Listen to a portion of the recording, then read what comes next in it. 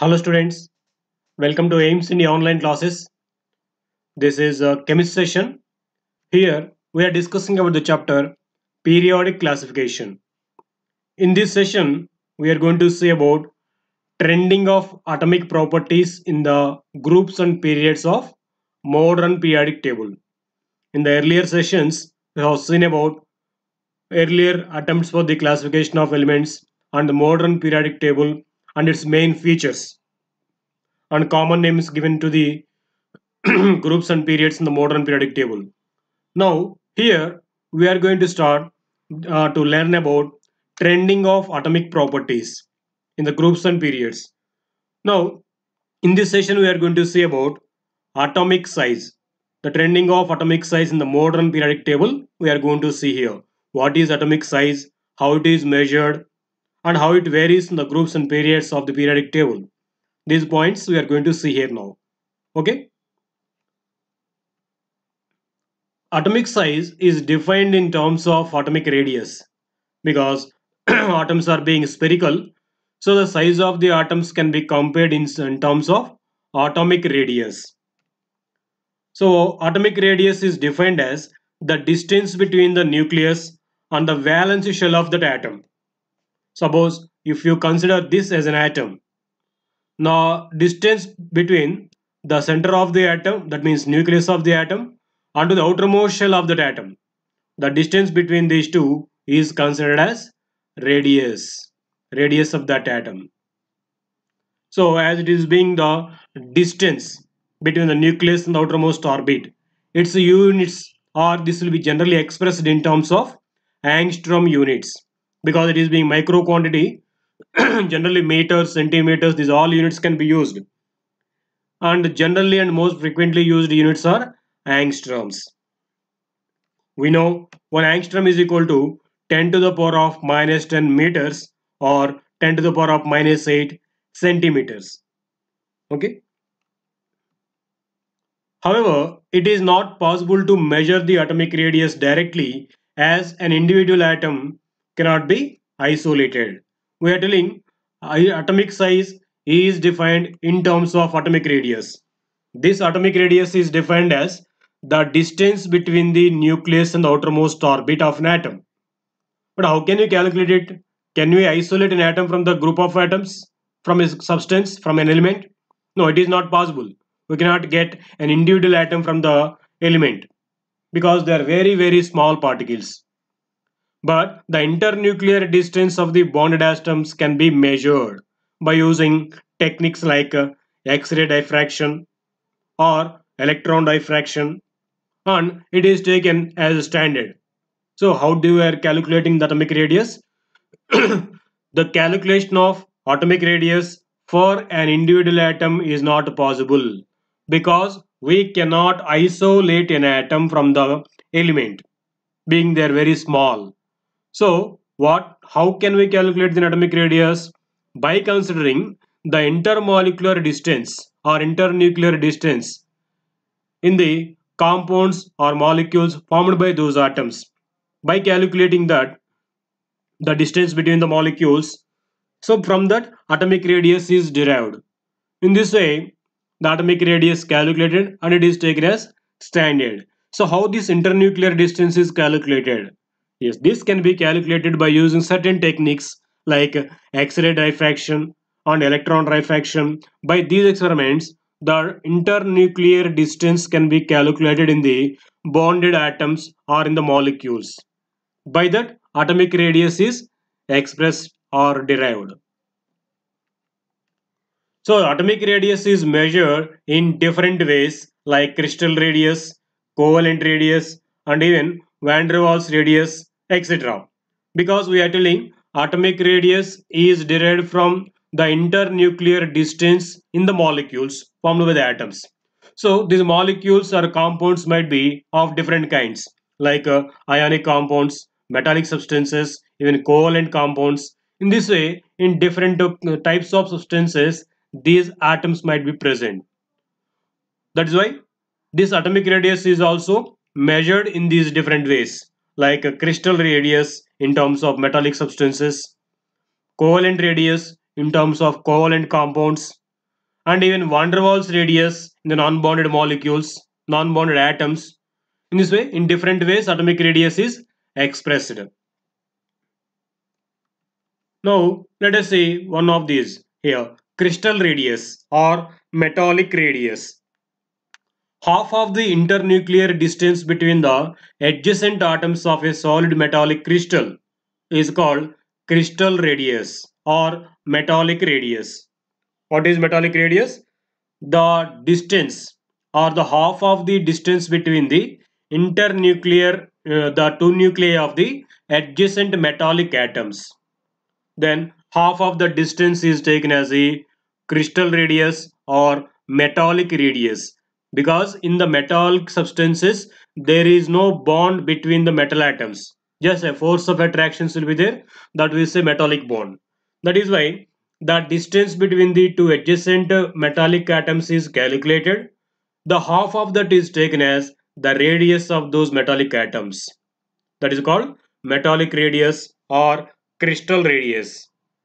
Okay, for example, the distance between the two sodium atoms is 3.72 angstroms, because here they have given the distance between the two sodium atoms, that we can say as internuclear distance in sodium. Distance between the two adjacent sodium atoms is 3.72 angstroms. Now if it is being 3.72 angstroms, then what will be the radius? We are telling half of this distance is taken as atomic radius or metallic radius. So 3.72 by 2, that is 1.86, is considered as metallic radius or sodium atom radius. Okay, that is taken as 1.86 angstroms. That is considered as crystal radius or metallic radius. Got it? Next, covalent radius. This is considered in terms of covalent molecules. Half of the internuclear distance between the two atoms held together by covalent bond is called covalent radius. For example, if you see two molecules are mentioned here, a homonuclear diatomic molecule means homonuclear diatomic molecule means the covalent molecule formed by same kind of atoms. The internuclear distance between these two, if it is calculated, then the half of the distance is considered as covalent radius. Even though this can be calculated in heteromolecular diatomic molecules also.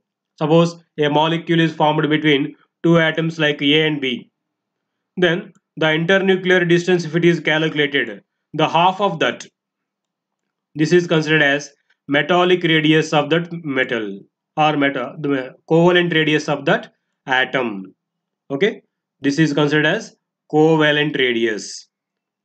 Okay, in the same, one more expression for, okay, here one more is given about the covalent bond formation. Covalent radius, single bond covalent radii are additive in nature, means half of the internuclear distance is considered as atomic radius or in terms of covalent radius. For example, if you say in Cl2 molecule, the chlorine-chlorine bond distance is 1.98 angstroms. So covalent radius becomes half of that, that is 0.99 angstroms. Okay, that is considered as the atomic radius of chlorine atoms. But as the number of bonds between the atoms increases, bond length decreases. For example, if you see in diamond, what is diamond? It is purely made up of carbon atoms. So if you see carbon-carbon bond distance in diamond, it will be 1.54 angstroms. Hence the covalent radius will be half of that, that is 0.77 angstroms. As the number of covalent bonds between the carbon atoms increasing in this, the covalent radius decreases. So what happens, as the number of bonds increasing, the attraction between those two atoms increases, and hence they come close to each other. So that what happens, the distance between these two decreases. We can say covalent radius decreases. For example, the covalent radius of carbon atoms decreases with increase in the number of bonds between carbon atoms. For example, if you see, if the carbon atoms are bonded with single bond between them, then the bond distance or covalent radius will be 1.54 angstroms. If the carbon atoms are connected with two bonds, double bond, that is called double bond, then the bond length decreases, so that covalent radius also decreases. If you say the bond between the two carbon atoms, if it is triple bond, then carbon atoms comes some more closer to each other, and hence bond length decreases, even covalent radius also. Okay, so another expression for the atomic radius is van der Waals radius. Half of the internuclear distance between the two non-bonded atoms of different molecules which are very close to each other due to van der Waals forces is called van der Waals radius. So this radius is expressed for the non-bonded atoms. Suppose there are two molecules. If they are close to each other, one atom of one molecule and another atom of another molecule, they might have some attractions. So then between those two, we can say existence of van der Waals attractions. Then the distance between those two is considered as van der Waals distance, and half of that is considered as van der Waals radius. See here, for example, it is a molecule and it is also one more molecule. Actually, these two molecules are having no bonding at all. And when these two come close to each other, the one atom of one molecule may be attracted by another one atom of another molecule. Then between these two, we can say van der Waals forces are existing. Now, if the distance between these two is calculated, the half of this distance is taken as van der Waals radius. Okay. For example, the distance between the two adjacent chlorine atoms of different chlorine molecules is 3.6. So whereas if you see in between the two chlorine atoms of a molecule of chlorine, bond distance is less, whereas van der Waals distance is more, so bond distance will be 3.6 angstroms. So what will be the van der Waals radius now? Half of that, that is 1.8 angstroms. Okay. Van der Waals radius is greater than covalent radius because these van der Waals forces are just attractions between the non-bonded molecules, whereas covalent bond is bonded ratio. So covalent radius will be smaller than van der Waals radius. It is nearly 40% smaller than that. So it is used for molecular substances in the solid state only. These van der Waals radius are generally used for the substances which are there in the solid state. So covalent radius term is generally used in reference to non-metals. So covalent radius is generally used for non-metallic molecules. If you see the comparison between the three different radii, they are van der Waals radius, crystal radius and covalent radius.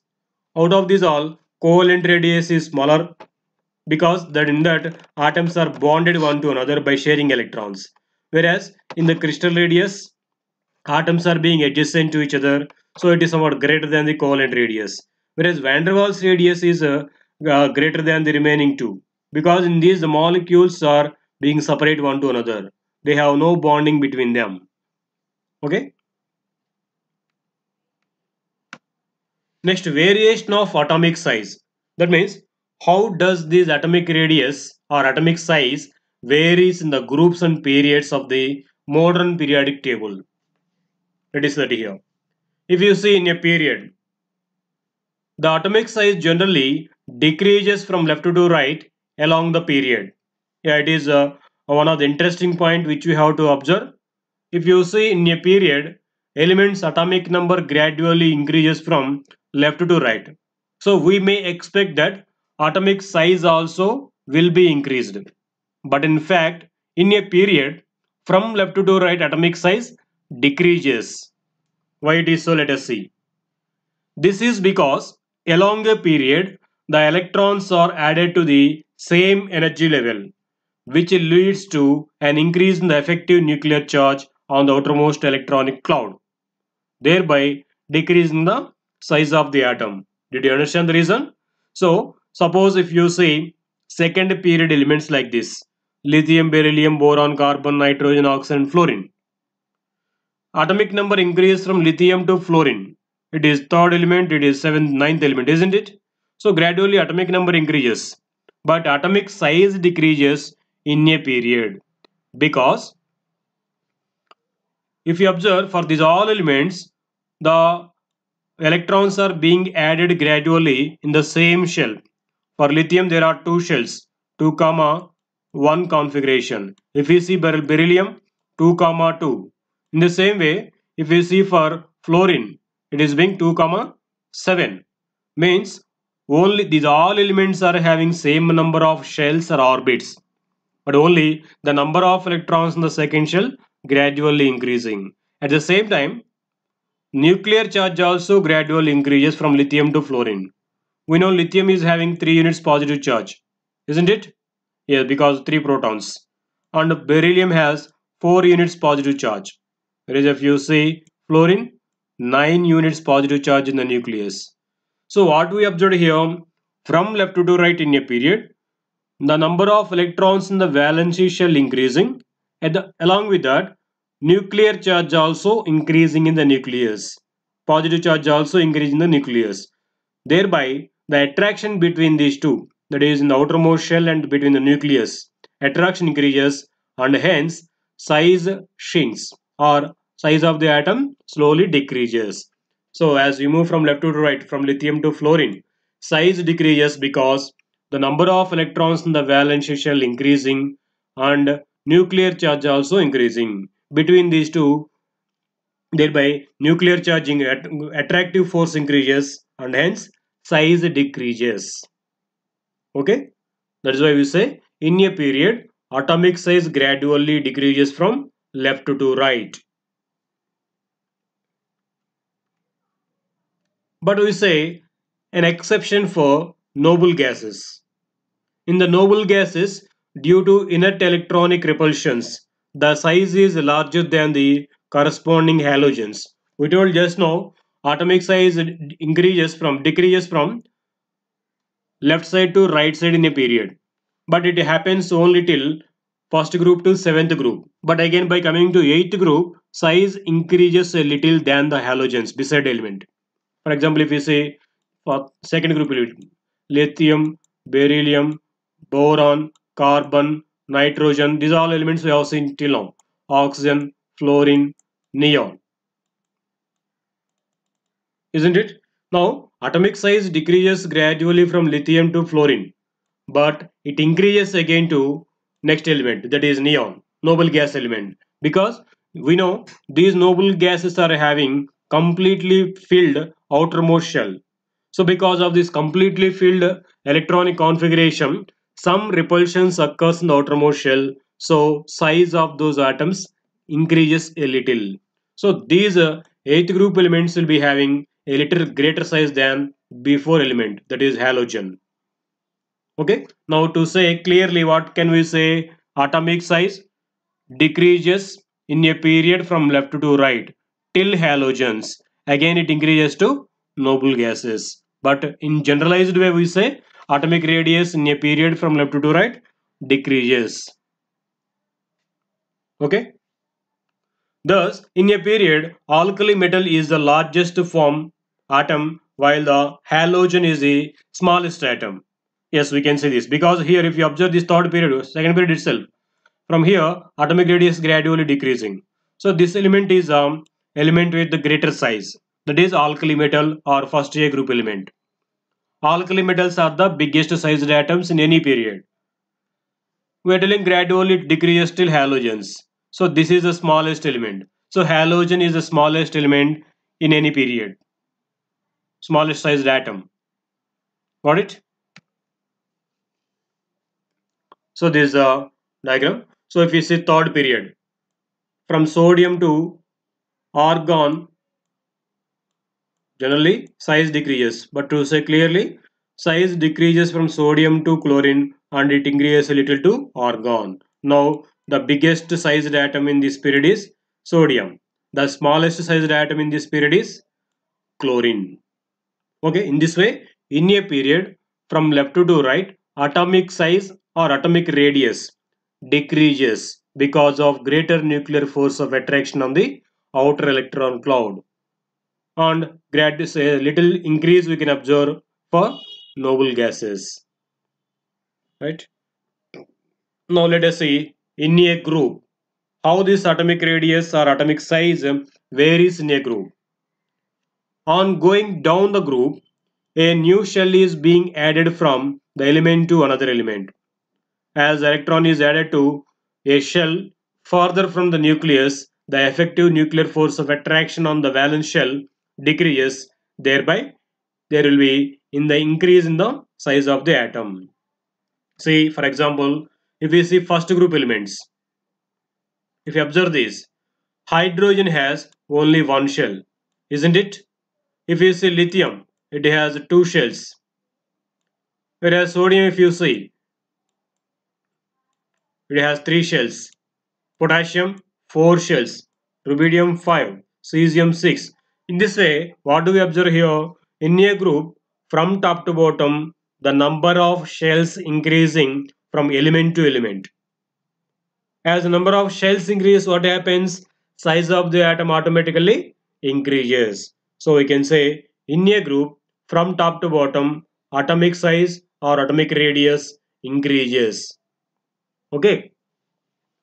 But in case of period, what we observed in a period, all the elements are having same number of shells. There is no increase in the number of shells in a period. Only the electrons in the outermost shell increasing. That is the difference here. But in a group, as we move from top to bottom, number of shells increasing from element to element. That is why size increases in a group, but it decreases in a period. So this is a generalized comparison between the atomic size and variation. In a period from left to right, atomic size gradually decreases. Of course, after coming here again, a slight increase we can observe. And in a group from top to bottom, atomic size increases because number of shells are being increased from one element to another element. A new shell is being added, hence size increases. Okay, this is about atomic size or atomic radius. So atomic size is expressed in terms of atomic radius. Now let us try to compare the sizes of the isoelectronic species. What are isoelectronic species? The species which are having same number of electrons in them are called as isoelectronic species.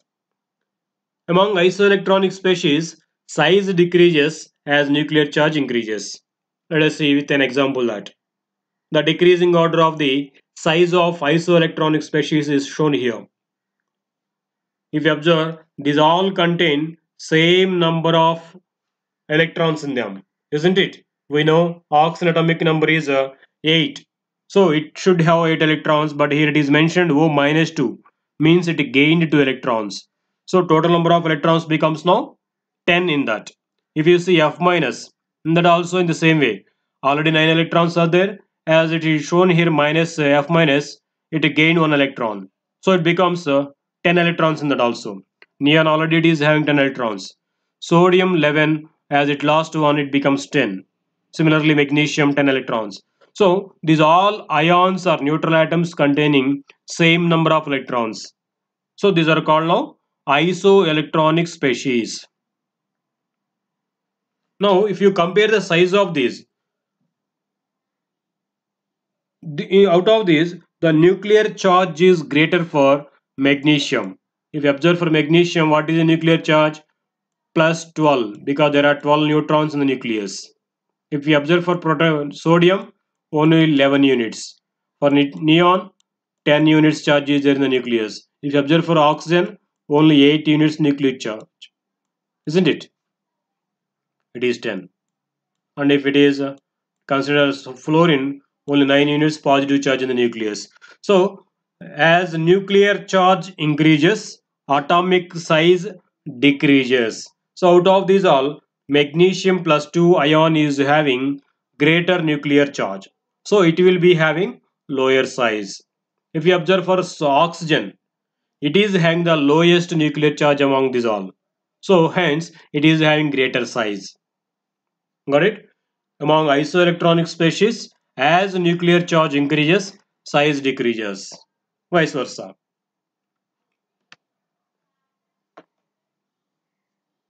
Okay, you can observe here some quantities are given. If you observe these two, oxygen and fluorine, are O minus 2 and F minus.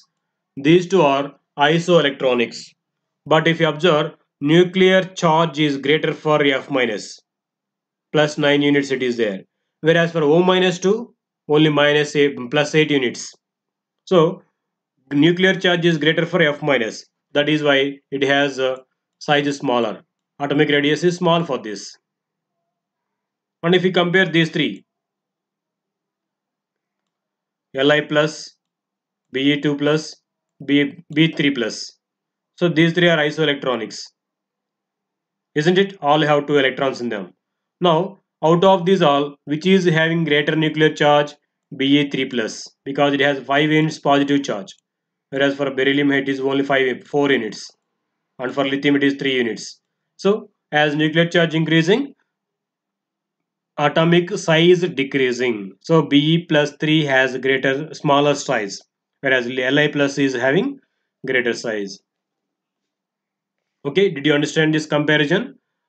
Out among the isoelectronic species, the species which is having greater nuclear charge will have lowest size. Okay, next. Comparison of size of the anion or cation with the parent atom.